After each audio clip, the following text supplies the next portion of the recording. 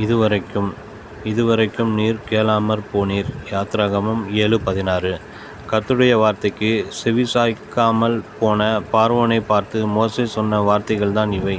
வனாந்திரத்தில் எனக்கு ஆராதனை செய்ய என் ஜனங்களை அனுப்பிவிட வேண்டும் என்று சொல்லும்படி எபிரேயருடைய தேவனாகிய கர்த்தர் என்னை உம்மிடத்துக்கு அனுப்பியும் இதுவரைக்கும் நீர் கேளாமற் போனீர். யாத்ராகமம் 7:16 என்று மோசே சொல்லுகிறார். அநேகருடைய வாழ்க்கையில் கர்த்தர் எவ்வளவுதான் அற்புதங்களையும் அடையாளங்களையும் செய்தாலும் அவர்கள் தேவனுடைய வார்த்தைக்கு தங்களை அர்ப்பணிக்காமல் தூரமே நிற்கிறார்கள். இன்னும் சில குடும்பங்களில் சாபங்களும் வறுமைகளும் கர்த்தருடைய கோபாக்கினியையும் தண்டனைகளும் எவ்வளவோ வந்தும் கூட அவர்கள் உணராமலும் செவி கொடாமலுமே இருந்து விடுகிறார்கள். அன்று கர்த்தர் மோசேயை பார்வோனிடத்தில் அனுப்பினார். முதலில் அநேக அற்புதங்களை நிகழ்த்தி இஸ்ரவேல் ஜனங்களை அனுப்பிவிடும்படி கர்த்தர் கேட்டுக்கொண்டார். மோசேயின் கையிலுள்ள கோலை பாம்பாக மாற்றி காண்பித்தார். மோசேயினுடைய கைகளிலே வெண்குஷ்டம் தோன்றும்படியாகவும் அது மறையும்படியாகவும் செய்தார். ஆனால் பார்வோனோ அதையெல்லாம் பொருட்படுத்தவில்லை.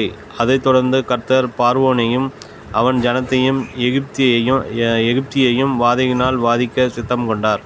கர்த்தர் சில காரியத்தை உங்கள் வாழ்க்கையில் செய்ய தீர்மானிக்கும் போது முதலில் அன்போடு கூட அதை சொல்லக்கூடும். சில அற்புதங்கள் அடையாளங்களை நிகழ்த்தி உங்களுக்கு உண்மையை உணர்த்தக்கூடும். அப்பொழுது நீங்கள் புரிந்து கொள்ளாவிட்டால் கர்த்தர் தம்முடைய சிட்சையை அனுப்புவார். இதுவரைக்கும் நீர் கேளாமற் போனீர் என்று மோசே துக்கத்தோடு கூட பார்வோனை பார்த்து கூறினார். அதைத் தொடர்ந்து என்ன நடந்தது தெரியுமா? பயங்கரமான வாதைகள் பார்வோனை சூழ்ந்து கொண்டன. நதியிலுள்ள தண்ணீர் இரத்தமாய் மாறியது.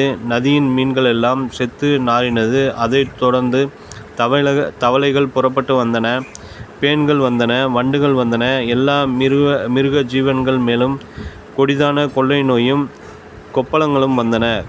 கல்மழை வந்தது, காரிருள் வந்தது. முடிவில் எகிப்திலுள்ள எல்லா தலைச்சன்களும் சங்கரிக்கப்பட்டார்கள். அன்றைக்கு பார்வோன் கர்த்தருடைய வார்த்தைக்கு செவி கொடுக்கவில்லை. ஆனால் நினிவேயின் ராஜாவோ கர்த்தருடைய வார்த்தைக்கு உடனே செவி கொடுத்தான். மனம் திரும்பினான். நியாய தீர்ப்பிலிருந்து தப்பிக்கொண்டான். அன்றைக்கு தேவன் பார்வோனிடத்தில் மோசேயை அனுப்பினார்.